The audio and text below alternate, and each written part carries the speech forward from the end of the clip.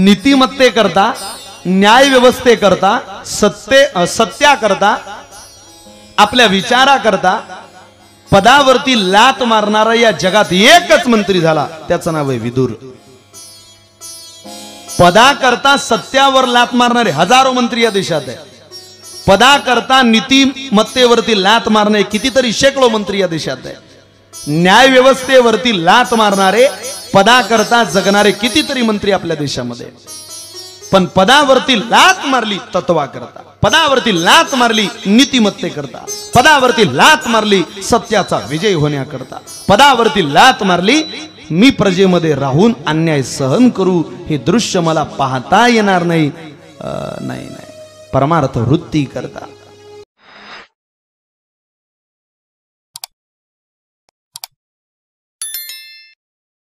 नुसतं विदुराचं नाव घेतलं आणि मला त्या विदुराची कथा तुम्ही सांगा। कोण आहे तो विदुर, मला ऐकू द्या, त्याचं चरित्र मला सांगा। कोण विदुर? अरे विदुर म्हणजे साक्षात यमराज आहे। विदुर म्हणजे यमराज? हा, यमराज आहे। विदुर म्हणजे यमराज। मला तर नाही माहिती होते यमराज आहेत। मग ते शूद्राच्या कुळामध्ये आले कसे काय, विदुर झाले कसे काय, याचं चिंतन भगवत पूज्यपा श्री शुकाचार्याने राजा परीक्षितीला सांगितलं। मांडव्य ऋषींचा आश्रम होता।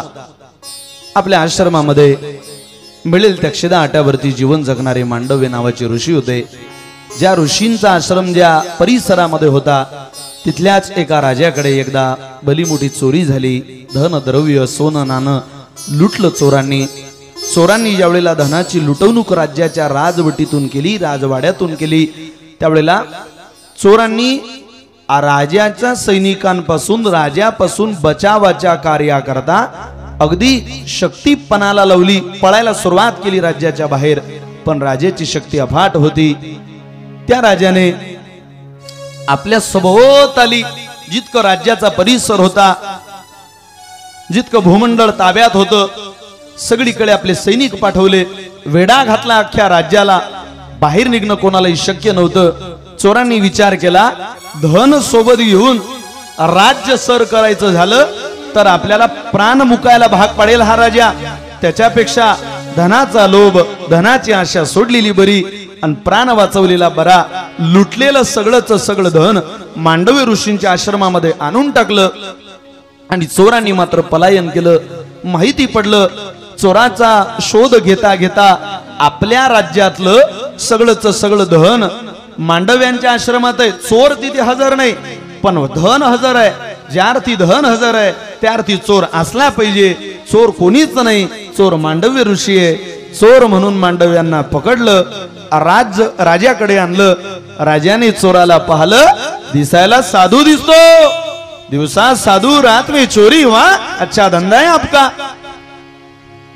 सांगितलं यांना सुडावरती चढवा, मृत्यूदंडाची शिक्षा सुनावली। सुडावरती चढवलेल्या मांडव्य ऋषींना भगवान परमात्म्याचा आठव झाला। देवा, चुकी केल्यानंतर मृत्यूला सामोरं जावं लागलं असतं, हरकत नाही रे, पण अर्थार्थी चोरीशी संबंध नाही। धनाचीच आशा असती तर मला काय कमी पडली असते, आतापर्यंत धनच लुटलं असतं। आता आयुष्याचा उत्तरार्ध सुरू आहे देवा, उत्तरार्धामध्ये सुखाचे दिवस येतील असं वाटलं होतं परमार्थ करता करता, पण चुकलो देवा। कुठे चुकलो एकदा निदर्शनास आणून दे। अरे धनाचा अभिलाषा स्वप्नामध्ये सुद्धा धरला नाही आणि माझ्या आश्रमामध्ये आणलेलं चोरांनी ठेवलेलं धन आज माझ्यावरती आरोप करतय देवा, ही कुठली चुकी आहे रे बाबा। ते गायत्री मंत्राचा जप करायचे मांडव्य ऋषी। वरती चढलेले अगदी आनंदाने शिक्षेचा स्वीकार करायला सुरुवात झाली। तयार आहे राजा, तू राजा आहे बाबा। राजा बोले, दल हाले, तुझ्या सत्तेनं काही नाही चालत, आज राजाने सांगावं ते आपल्याला करावं लागतं। ऐकू आम्ही तुझं, मृत्यू तो मृत्यू, अरे मरणाला सामोरं जायला आम्ही तयार आहे। कदाचित मरणाची परीक्षा लवकर द्यावी लागेल असं वाटलं नव्हतं राजा, पण असू दे बाबा। ज्यावेळेला त्यांनी गायत्री मंत्राचा जप सुरू केला महाराज, त्यांच्या सभोवताली एक कवच तयार झालं। ते इतकं सुंदर कवच होतं की त्या कवचाला मृत्यू देखील स्पर्श करू शकत नव्हतं। राजाची सगळी शक्ती त्या कवचाच्या पुढे हतबल झाली। सुडाचं पाणी झालं आणि सगळ्यांनी मात्र राजाचा जे कार सोडून मांडवी ऋषी करत असलेल्या गायत्री मंत्राचा जे जेकार सुरू केला, मंत्राचा जप मांडवी ऋषींनी करायला सुरुवात केली. ज्या वेळेला त्यांच्या सभोवताली ते कवच आणि त्या कवचाची शक्ती राजाने पाहिली, त्यावेळेला राजाला मात्र वाईट वाटलं. नमस्कार केला, संतांना क्षमा याचना केली. अनावधानाने चुकी घडली महाराज, साधूची आम्हाला सेवाच करायची वृत्ती आहे, आम्हाला तुम्ही वाईट समजू नका, अदृष्ट प्रवृत्तीची माणसं समजू नका. चुकीनं आमचं दहन तुमच्या आश्रमामध्ये दिसलं म्हणून हे सगळं घडलं. राजा, तुझा मला काही राग नाही, पण मला ज्याने सुळावरती चढवलं त्या यमाला मात्र मी धडा शिकवल्याशिवाय राहणार नाही. मांडवी ऋषी तिथून सरळ यमलोकामध्ये गेले आणि यमराजाला बाहेर बोलावलं. यमराजा, अरे यमराजा! लटलट लटलट कापत होता यमराजा. साधूची शक्ती होती ती.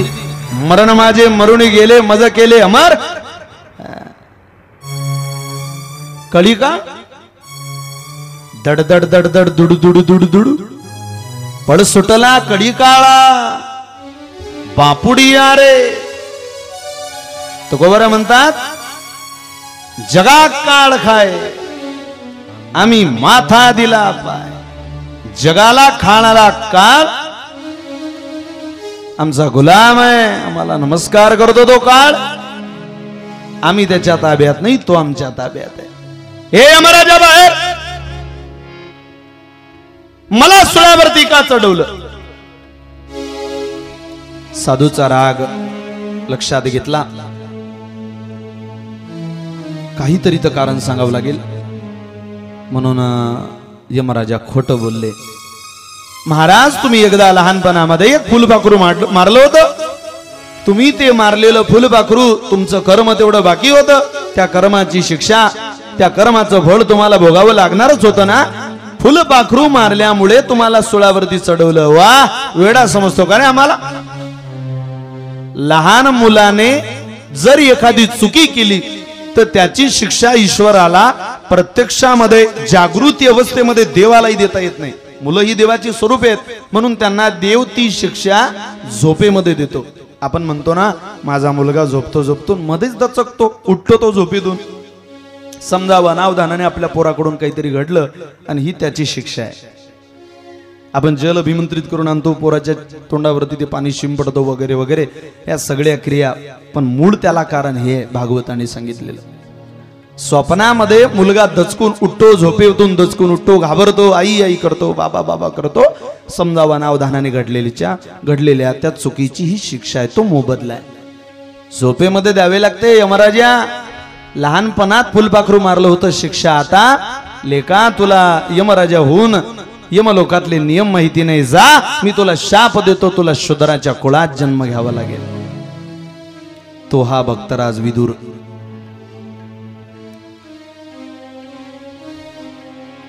म्हणून शूद्र व्हावं लागलं त्यांना. म्हणून शूद्र व्हावं लागलं. राजा, हे कोण सांगताय? सगळं शुकदेव महाराज सांगताय. राजा परीक्षितीला, धृतराष्ट्राचा सख्खा चुलत भाऊ म्हणजे विदुर. आधी प्रेम होतं त्यांच्यामध्ये, पण विदुराची नीती वेगळी होती आणि धृतराष्ट्राच्या जगण्याचा कल वेगळा होता. पुत्र प्रेमाने आंधळा झालेला धृतराष्ट्र आंधळा होता, पुत्र प्रेमात मोहित झालेला होता. डोळ्यावरती पट्टी बांधलेली. डोळस असून आज आंधळे होणारे मायबाप हे सगळे धृतराष्ट्र गांधारी.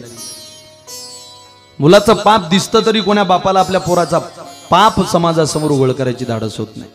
लोक पुण्य सांगतात, आपलं सत्कर्म कोणासमोर सांगत बसू नये. मी वारीला गेलो आणि मी पायी वारी केली आणि मी नर्मदा परिक्रमा केली, सांगूच नाही. काय आपल्यासाठी करायचंय? समाजासाठी करायचं का?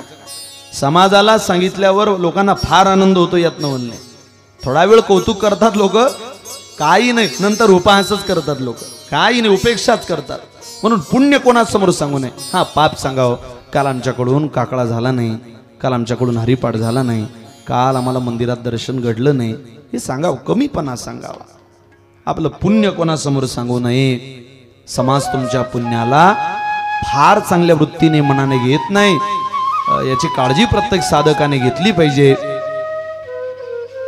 पुत्र प्रेमाने मोहित झालेला पोराच्या वाईट गोष्टी धृतराष्ट्र कोणाला सांगत नाही. आमचा दुर्योधन असा, आमचा दुर्योधन तसा. मात्र विदुर काका समजावत आहेत, हो काही नाही, आपले जाती बांधव आहेत, त्यांना हा त्रास देतो, तुम्ही याला जरा समजवा, तो माझं तरी काही ऐकत नाही. हीच गोष्ट भावाच्या नात्याने योग्य दुर्योधनाला समजून सांगायला पाहिजे होती धृतराष्ट्राने. पण उलट विदुराच्या विरोधात सगळं दुर्योधनाला सांगितलं. अरे तुझ्या काकाच्या मनात काही तुझ्याबद्दल चांगली भावना नाही बाबा. आणि दुर्योधन मात्र बोलला, काका मी राजा आहे आणि या राज्यातले तुम्ही या मंत्रिमंडळातले एक सामान्य मंत्री आहात. तुमच्या क्षमतेप्रमाणे तुम्ही जीवन जगा, विनाकारण मला उपदेश करू नका. जर तुम्हाला फारच मंत्रिमंडळाचा कंटाळा आला असेल तर तुम्ही आजच राजीनामा द्या, सोडाय सगळं. विनाकारण माझ्या विरोधात माझ्या बापाच्या जवळ, माझ्या प्रजेजवळ, माझ्या राज्यामध्ये कोणाजवळ एक शब्द जरी बोललात तर माझ्यापेक्षा वाईट कोणी नाही. अरे आज बोलला उद्या मारेल बापा. हा क्षणात सगळं पदाचा राजीनामा दिला, शस्त्रास्त्रांचा त्याग केला, सगळं सोडलं विदुराने. एक नवल आहे महाराज, नीतिमत्ते करता, न्याय व्यवस्थे करता, सत्या करता, आपल्या विचारा करता पदावरती लात मारणारा या जगात एकच मंत्री झाला, त्याचं नाव आहे विदुर. पदा करता सत्यावर लात मारणारे हजारो मंत्री या देशात आहे. पदा करता नीतिमत्तेवरती लात मारणारे कितीतरी शेकडो मंत्री या देशात आहे. न्याय व्यवस्थेवरती लात मारणारे, पदा करता जगणारे कितीतरी मंत्री आपल्या देशामध्ये. पण पदावरती लात मारली तत्वा करता, पदावरती लात मारली नीतिमत्ते करता, पदावरती लात मारली सत्याचा विजय होण्याकरता, पदावरती लात मारली मी प्रजेमध्ये राहून अन्याय सहन करू हे दृश्य मला पाहता येणार नाही. नाही परमार्थ वृत्ती करता सगळं सोडलं विदुराने. गंगेच्या किनारी आपली झोपडी बांधली, सर्वस्वाचा त्याग केला आणि देवाला आराधना केली. या देवा आता इथंच आहे सगळं काय, इथं भोग नाही, शस्त्र नाहीत, मंत्री आहे म्हणून कुठले भोग तुम्हाला देऊ शकत नाही. पण माली मऊ बिछाने कंदील शामियाने, इथं काही नाही. आमा जमीन माने या झोपडीत माझ्या किती आनंदी आनंद, या झोपडीत माझ्या किती आनंदी आनंद, या झोपडीत माझ्या किती आनंदी आनंद, या झोपडीत माझ्या. हो महादे आणि तिजोऱ्या त्यातून होती चोऱ्या, हरे आणि तिजोऱ्या त्यातून होती सर्व चोऱ्या.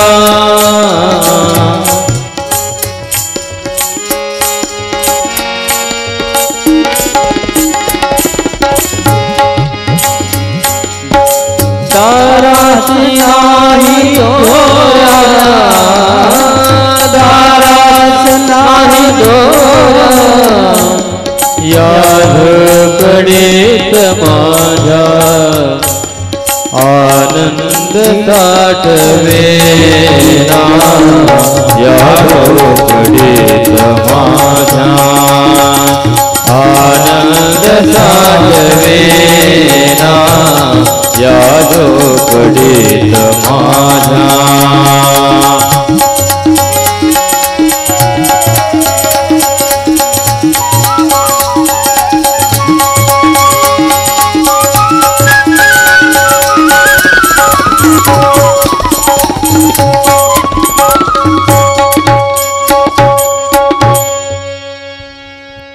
फक्त आनंद आहे, बाकी काही नाही या झोपडीत.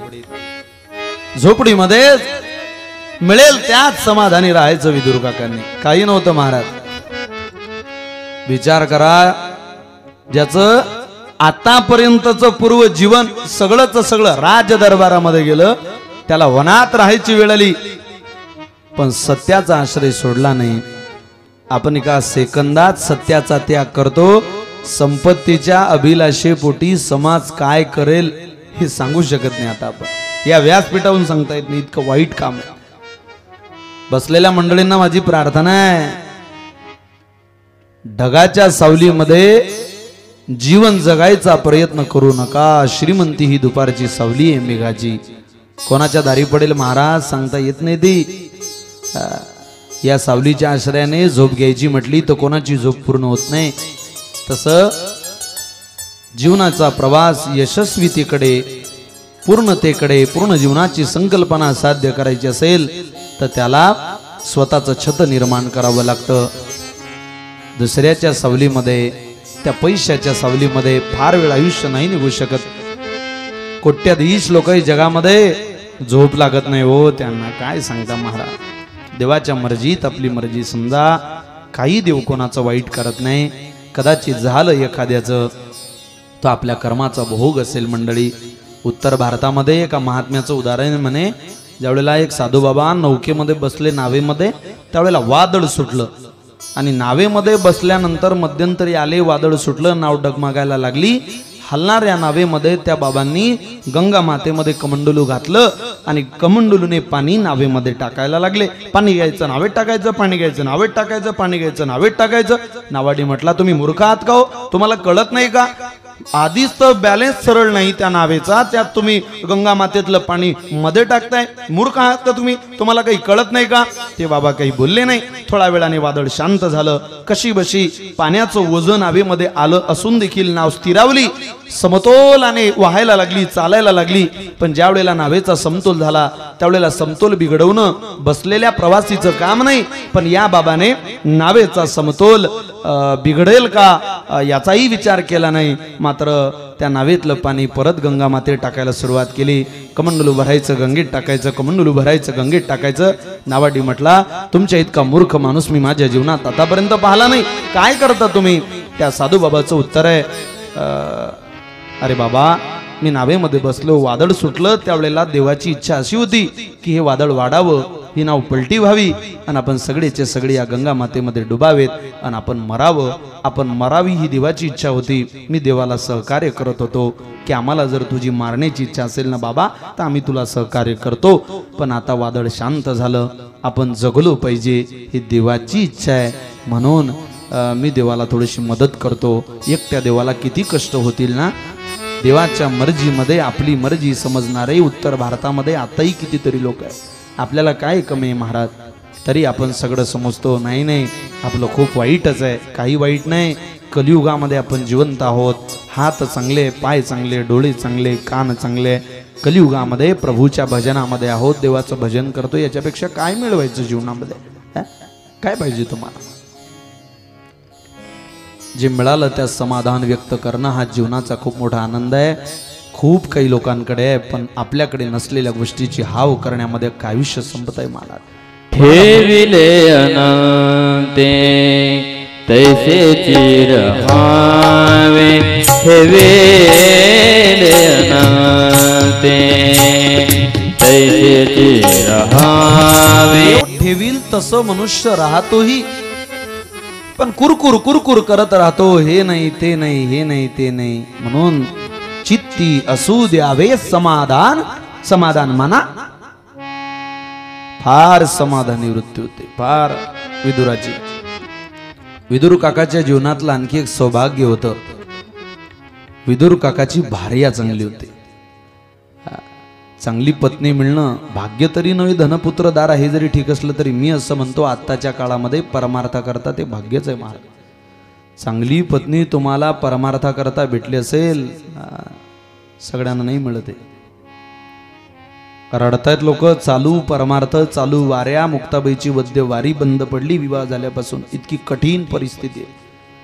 तुम्हाला असं वाटतं का हे पुस्तकी ज्ञान शाळा कॉलेजामधलं लोकांना परमार्थ शिकवतो? काही नाही हो, लोक मूर्खात काढतात लोक. आता काय सांगावं, नंतर पश्चाताप करतात. पण कधी म्हटलं नाही विदुराच्या पत्नीनं का हो मला आज काही नाही घरी आणि तुम्ही इथं मंत्रीपद सोडलं आणि वनात राहता.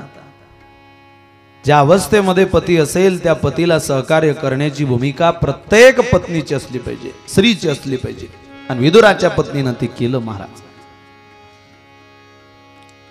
भजन करायचे विदुर काकूने जावं वनामध्ये, काही फळं आणावीत, पाणी आणावं गंगा मातेचं आणि सेवा करत राहावी विदुराची.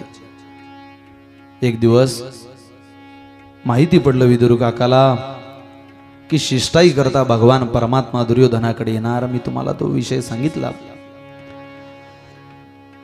माहिती पडता बरोबर आनंद वाटला. काय भगवत भक्ताचं जीवन आहे महाराज. गरीबाच्या घरात आनंद तेव्हा होतो ज्यावेळेला पंढरपूरची वारी येते, की आता आम्ही वारीला जाऊ. सासरवाडीला जाण्याचा आनंद वेगळा आहे आणि पांडुरंगाच्या वारीला जाण्याचा आनंद काही वेगळा आहे. आम्हाला तर आता चाहूल लागली महाराज की 18 तारीख कधी येते, कधी आम्ही मुक्ताबाईच्या प्रस्थानाला हजर राहतो. माझं 17 तारखेला आदरणीय शरद पवार साहेबांच्या घरी कीर्तन आहे बारामतीला. त्यांच्या पुतण्याला मुलगा झालाय. भैयासाहेबांनी ज्या वेळेला सांगितलं त्यावेळेला मी म्हटलं भैयासाहेब आईसाहेबांचं प्रस्थान आहे 18ला, आपण कसं काय जाता तिकडे? नाही म्हणे पवार साहेबांचा फोन आहे, जावं लागेल. आमच्या गुरुचं अंतकरण भलतं मोठं. जा म्हणे, या सकाळी रात्रभर प्रवास करा, प्रस्थानाला पोहोचा. इतकी उत्सुकता, इतकी तयारी.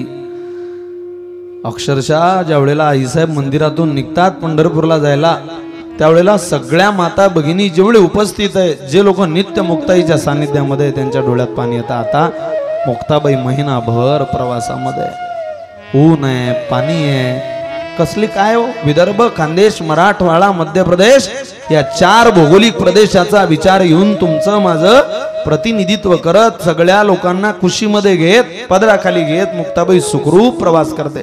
महाराष्ट्रातला सगळ्यात लांबचा पल्ला मुक्ताबाईचा आहे. 34 दिवसाचा प्रवास आहे. काय महाराज मुक्ताबाईचं. पण वारीला जाणारे भोळे भाबळे लोक आहे सगळे. असा आनंद होतो त्यांना. आता आईसाहेबाची वारी आली, चला बुवा चला. विदुराच्या घरात आनंद झाला. देव येणार, शिष्टाई करता परमात्म्याची भेट होणार. याच्यापेक्षा काय पाहिजे. काकू सकाळी लवकर उठल्या, स्नान विधी आवरला, फळं आणले, काही फुलं आणले. फुलं एका टोपलीमध्ये घेतले. लवकर चल, उशीर करू नको. बरं बरं बरं चला. ज्या वाटेनं परमात्म्याचा रथ जाणार होता त्या वाटेवरती स्वतः काका आणि काकू परमात्म्याच्या आधीच हजर झाले. देवाचा रथ येईल. हातातली टोपली विदुर काकाच्या पत्नीने विदुर काकांकडे दिली. घ्या ही टोपली. का ग बाई, तुला काही फुलं समर्पित करायचे नाहीत का? अहो मला त्याला पाहायचंय, तो कसा दिसतो परमात्मा, त्याचं रूप निहाळायचंय ना. वा. विदुर काका म्हटले, जितका मला आनंद आहे परमात्म्याच्या भेटीचा तेवढाच आमच्या पत्नीला आहे. किती मोठे उपकार झाले देवा रे तुझे. वा. हे मिळत नाही महाराज सगळ्यांना. परमार्थ टिकून राहावा असं जर वाटत असेल ना, तर मला असं वाटतं आधी आपल्या घरातलं वातावरणही तपासा, ते व्यवस्थित करा. तिथले वातावरणाची त्या बदलाची अत्यंत गरज आताच्या कालावधीमध्ये आहे. सगळ्यांना मिळत नाही. अनेक भागवतकारांच्या पत्न्यांनी अजून पूर्ण भागवत ऐकलं नाही महाराज. हे वस्तुस्थिती आहे, पटायला थोडंसं कठीण आहे. हे रिअलिटी आहे, खरं आहे. नाही आवडत त्या स्त्रियांना. 7 दिवस माझा पती बाहेर राहतो ही आवडत नाही. त्याला परमार्थ लागतो. आम्ही भाग्य समजतो आमचं. बहीण, भाऊ, आई, वडील, भार्या, अगदी सगळं या पद्धतीचं वातावरण आहे. आमचे वडील, मी यावर्षी 280 कीर्तन घेतलेले होते. प्रत्येकाला त्या 10-12 कीर्तन राहिले त्यातले पूर्ण करणार मुक्ताबाईच्या कृपेनं. पण वडील सोबत आहे, कथेलाही सोबत आहे. आम्हाला आमच्या घरी काय चाललंय याचा काही एक संबंध नाही. परमार्थ हे जीवनात करावा लागतो. तो परमार्थ होत असतो. प्रपंच काय करावा लागतो का? डुकराचा परमार्थ प्रपंच होतो, माणसाचा का होणार नाही? निर्बुद्ध प्राण्याचा प्रपंच जर चालतोय तर काय धावपळ करायची? प्रपंचात धावपळ करणारा जर सुखी असता तर मला असं वाटतं या जगातला सगळ्यात सुखी प्राणी कुत्रा असता. कुत्रे इतकी धावपळ जगात कोणाच्या जीवनात नाही. मनुष्याचं काय लावलंय? परमार्थामधली धावपळ एक दिवस यशस्वी होते. वा, काय तुझं कौतुक करावं काका म्हटले. भरधाव वेगानं परमात्माचा रथ येत होता. दूरवरूनच परमात्म्याच्या रथाची पताक झळकत होती. बघ बघ बघ बघ बघ बघ बघ, भगवान परमात्म्याच्या रथाची चाहूल वाटते. देवाच्या रथाकडे बघ, ती पताक सुवर्णाचा देवाचा ध्वज झळकतोय. पाहता राहुळाची ध्वजा तया मुक्ती झाली सहजा.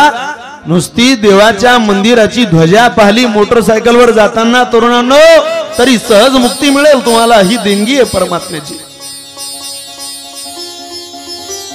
काय महाराज, कळस पाहिल्यावर तर मिळेलच, पण पाहता राहुळाची ध्वजा पताक पहा दूरवरून चमकणारी, तया मुक्ती झाली सहजा. सहजा सहज मुक्ती मिळेल तुम्हाला.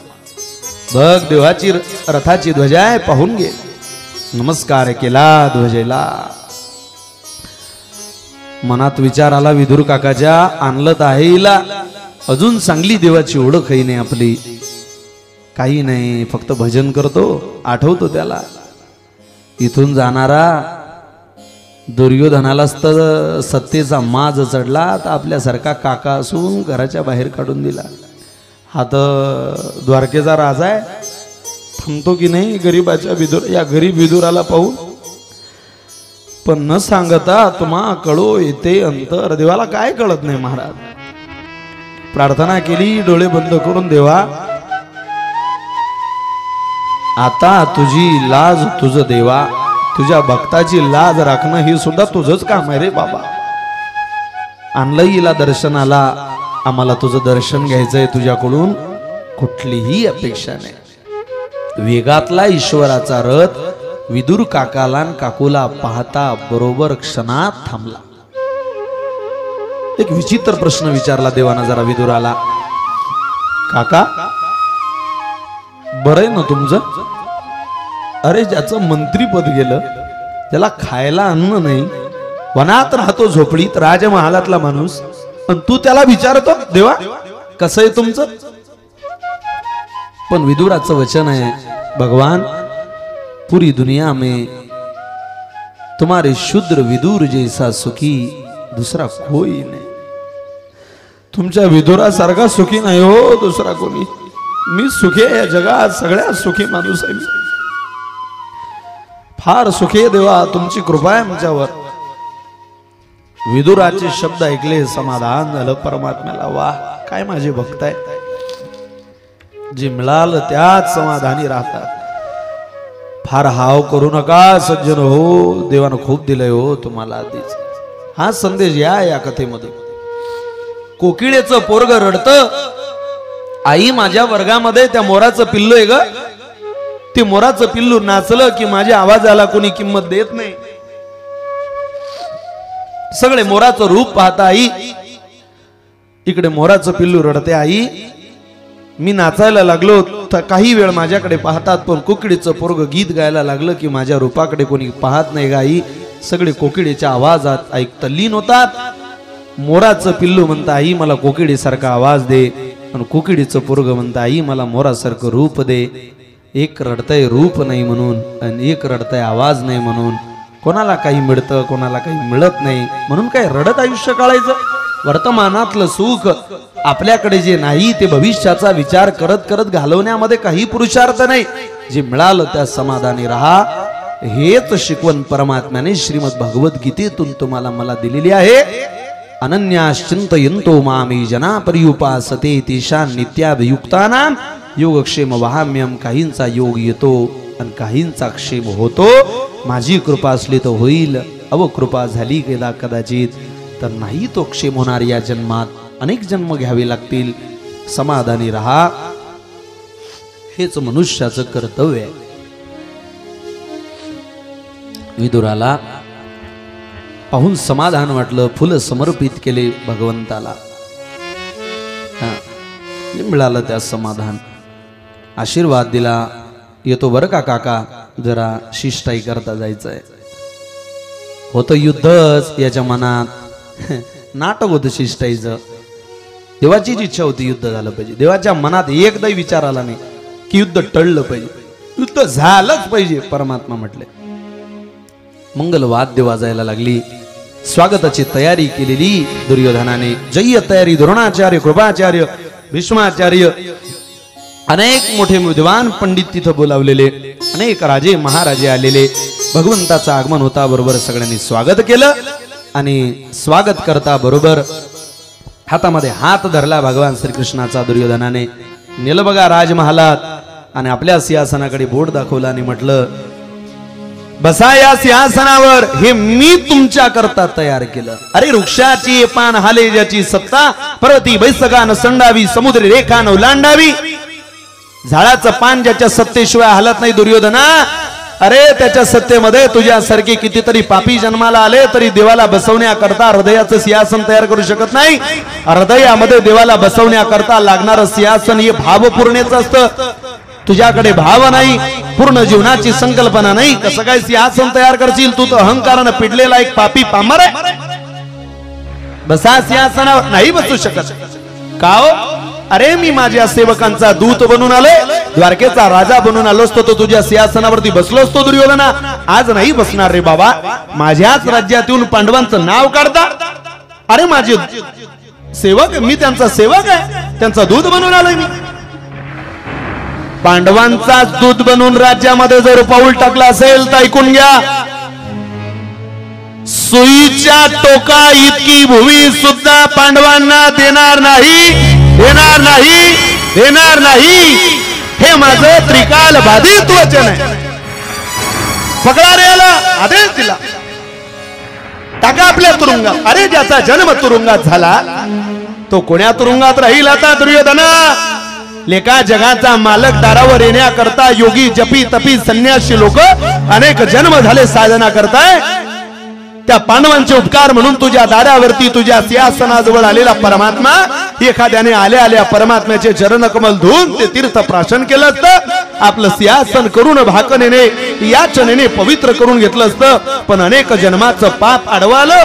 तुका म्हणे नाड पाप ठाके हिताड. तुरुंगात टाकायचा विचार करतो. विराट असं स्वरूप परमात्म्याने धारण केलं. अनेक शिपाई खाली पडले. मूळ स्वरूपामध्ये आलेल्या परमात्म्याला पहिल्यांदा रागामध्ये भीष्माचार्यांनी पाहिलं. निघाले परमात्मा, आता एक क्षणभर सुद्धा इथे थांबणार नाही, युद्ध होणार म्हणजे होणार. देवा थांबा, त्याला काय कळतो? त्याला काय अक्कल आहे का? बोलू द्या, कळत नाही, मूर्ख आहे तो.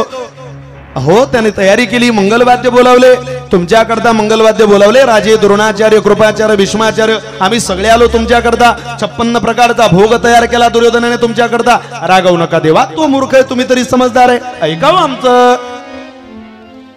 मला मात्र इथे थांबायचं नाही. उपवाशी आले, उपवाशी जाता. मी कुठेही उपवाशी येत नाही आणि कुठेही उपवाशी जात नाही. मी माझी तयारी बरोबर केलेली असते. मग तसेच जाणार तुम्ही? तसा नाही, या महालातून तसा जाणार. दृष्टाच्या घरचं अन्न खायला तुम्ही आहे ना.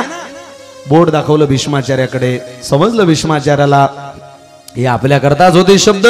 खूप काही शिकवणारं देवाचं हे वचन आहे. दृष्टाच्या घरचं अन्न खायला तुम्ही आहेत म्हटल्यानंतर तुम्ही कुठे जाता? मी मात्र आता माझ्या भक्ताकडे जातो, ज्यानं याच कारणापोटी हे राज्य सोडलं. उद्धवाला आवाज दिला, उद्धव जी चल विदुरा घर जावे. उद्धव जी चल विदुरा घर जावे. उद्धव जी चल विदुरा घर जावे. उद्धव जी चल विदुरा घर जावे.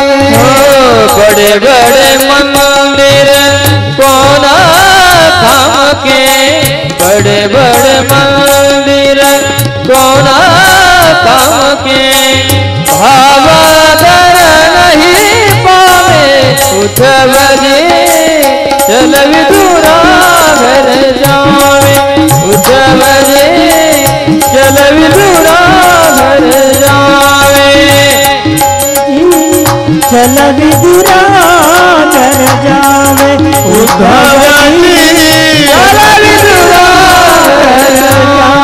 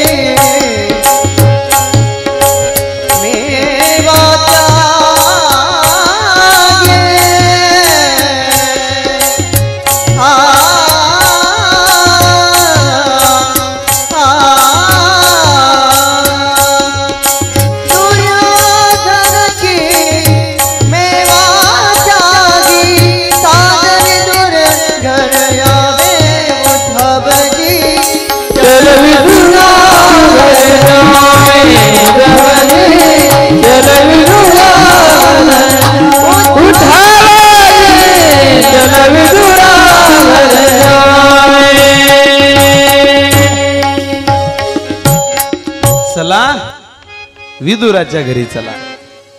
बसवलं देवा. देवाची कृपा झाली की देव काही गरिबी श्रीमंती पाहत नाही, कोणाच्या दारावरती येईल सांगता येत नाही. काय योग येईल जीवनामध्ये. आमच्या लीलाधर भाऊचे सासरे बसले इथं, मानकर सर. कृपा झाली की कशी होते सांगता येत नाही. त्यांचे जावई आमच्या संचामध्ये लीलाधर पाटोडे सुंदर बासरी वाजवतात, गायनही करतात. त्यांची निवड संगीत सम्राटच्या टीम मध्ये झाली. भूषण आहे आपल्याला, आपल्या परिसरातला माणूस संगीत सम्राट मध्ये गेला. देवाची कृपा झाल्यावर किसको क्या मिलेगा. पण वेळ येऊ द्यावी लागते महाराज. वेळेच्या आधी कोणाला काहीच मिळत नाही. तवा तापल्याशिवाय भाकर भेटत नाही हो. आपण म्हणाव दे लवकर, मला भूक लागली. शेतातून आलो 10 वाजेपर्यंत स्वयंपाक होत नाही, दे लवकर, मी तापलं भूकेनं. बायको म्हणते तुम्ही किती तापले तरी तवा तापल्याशिवाय भाकर देऊ कशी. तवा तर तापू द्यावा लागेल ना. तवा तापू द्या. तुम्ही माझ्यावर तापू नका, तोपर्यंत तुम्ही डोक्यावर बर्फ ठेवा. तवा एकदा तापला की तुमची भूक मी क्षणात शांत करेल. वेळेच्या आधी भाकरी मिळत नाही महाराज. प्रारब्ध क्रियमान संचित याचा समतोल झाल्याशिवाय आधी क्रियमान संचित, मग नळ चालू करा धीरे धीरे प्रारब्धाचा, मग येतं ते बाहेर चांगलं. विदुराच्या घरदारावरती भगवान परमात्मा आले. दरवाजा वाजवला. काका, ओ काका,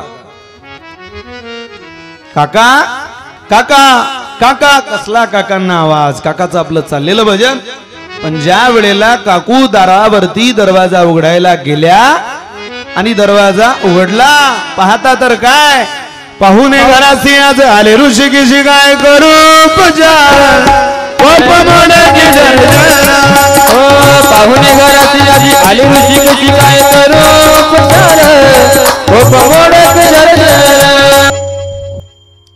काय उपचार करू. दारावरती पाहुणाच तसा होता. तो काय युवई आलेला होता किंवा निदान त्याच्याकरता दुसऱ्याला कोणाला बोलवू किंवा फुल तयारी झालेली असेल असं काही माहिती असेल, काही फोन, काही मिस कॉल, असं काहीच नव्हतं. न सांगता त्यात जगाचा मालक. काय आनंद असेल महाराज तो. अहो आज ते दृश्य डोळ्यासमोर घेतलं तरी असं वाटतं वाह काय भाग्य आहे काकाचं. कोण आहे ग.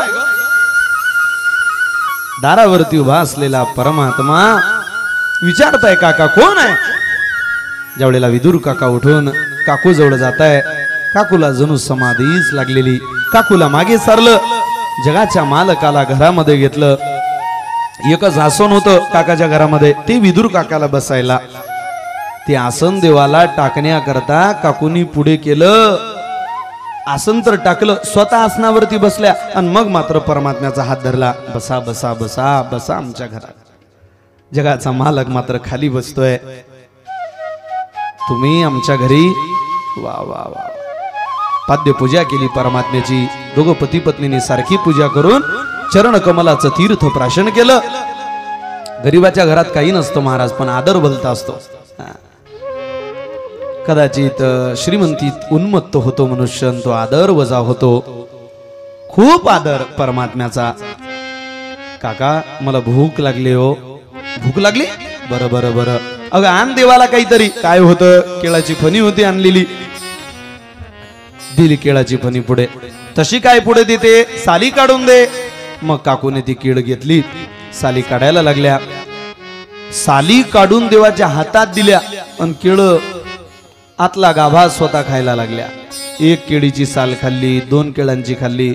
वक्ते बाबा आम्ही पंढरपूरला असताना म्हणायचे यानं एवढ्या साली खाल्ल्या. याला साली खाताना पाहिल्यावर असं वाटायचं हा मागच्या जन्मात काय खामगावच्या बसस्टँडची बकरी होता बापा. त्या बसस्टँडवरच्या बकरीचीच प्रॅक्टिस आहे. फक्त साल पडता बरोबर दिसतच नाही ती एकदम पोटात. तशा साली खाल्ल्या. काकाचं लक्ष गेलं. वेडी आहेस का, काय देते देवाला. अगं केळ दे ना, साल गाभा दे परमात्म्याला. मग त्या केळाची साल काढली, केळी परमात्म्याच्या हातात दिली. परमात्मा म्हणतात काका आधी जी मजा सालींमध्ये होती ती आता केळीमध्ये राहिलेली नाही. ती किळांची सालच मला तुमच्या घरची हवी वाटते. हा तर नाश्ता झाला, मला भूक लागली. भूक दरदरीत पाण्या माझ्या रांधी येल्या कन्या. कन्या खाल्ल्या विदुराच्या घरी. पण विदुरा घरचा भक्षुनी कन्या परमानंद झाला. हो परमानंद झाला. हा मुरलीवाला मुरलीवाला मुरलीवाला मुरलीवाला मुरलीवाला मुरलीवाला मनमोहन मुरलीवाला मुरलीवाला नंदाचा लवेला मुरलीवाला नंदाचा लवेला मुरलीवाला नंदाचा लवेला.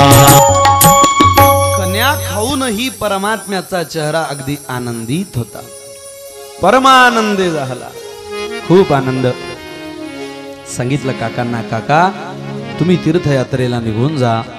युद्ध या महात्म्याकडून पाहावल्या जाणार नाही, याच्याकरता देवानं संदेश दिला. बघा आता कथेचा भाव आणि कथा कुठून सुरू झाली होती, कुठे आली. जसं परीक्षिती राजा विचारतो तसं शुकदेवांनी भागवत सांगितलं. स्वतःच्या विचाराने इकडे लक्ष द्या, माझ्याकडे नक्कीच कुत्र्यापेक्षा मला जास्त किंमत आहे. माझ्याकडे बघा. त्याने मागच्या जन्मात काही केलं नाही, आता तडफडे करत आहे. तुम्ही काय त्यांना थांबू देता का? बस याच देहामध्ये घडत हे. आणि काही ज्ञान नाही कोठे, मग कुठे घडणार आहे महाराज. काकाला तीर्थयात्रेला पाठवलं. इकडे कौरव पांडवाचं युद्ध झालं, कौरव मारल्या गेले, पांडवांचा विजय झाला. तीर्थयात्रेमध्ये असताना भगवान परमात्मा निजधामाला गेले वगैरे वगैरे. बालपणातल्या लीला सांगितल्या, चरित्र सांगितलं. ज्यावेळेला उद्धवाची आणि विदुर काकाची भेट झाली त्यावेळेला निरोप दिला की तुम्ही मैत्री ऋषींकडे जा. परमात्म्याने स्वधामाला जाता जाता तुम्हाला दिलेला निरोप आहे. तिथं ते मैत्रेयांकडे गेले आणि मैत्री ऋषींकडे जाऊन त्यांनी प्रश्न विचारला. राजा, त्या विदुराचा प्रश्न आणि तुझा प्रश्न सारखाच आहे.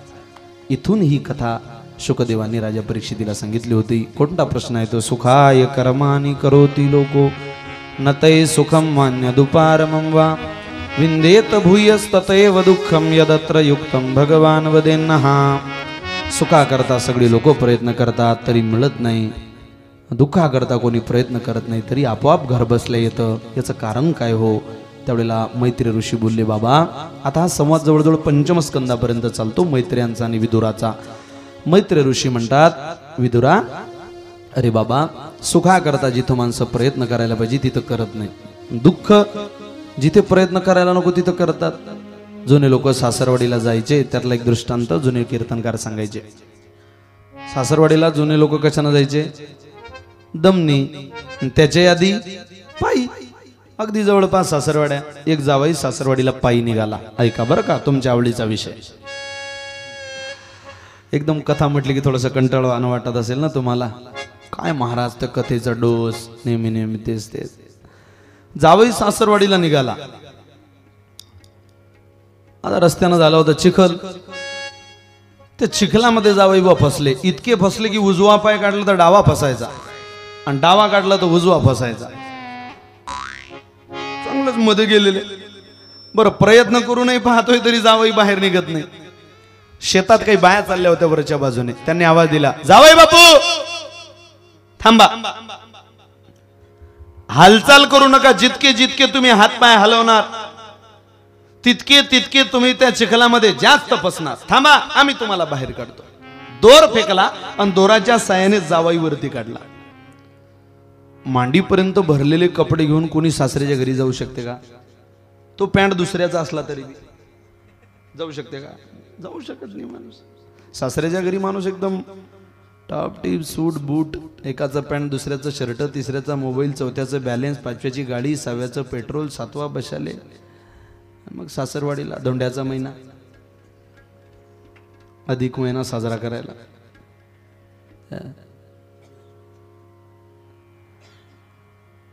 अधिक महिना होतून लय सासरीच्या घरचे आंबे आलेच नाही यंदा. उतार्याचं कामच बोललं नाही आंबा. काय झालं काय माहिती, काय जावयाला आंबा खाऊ घालायचा नव्हता.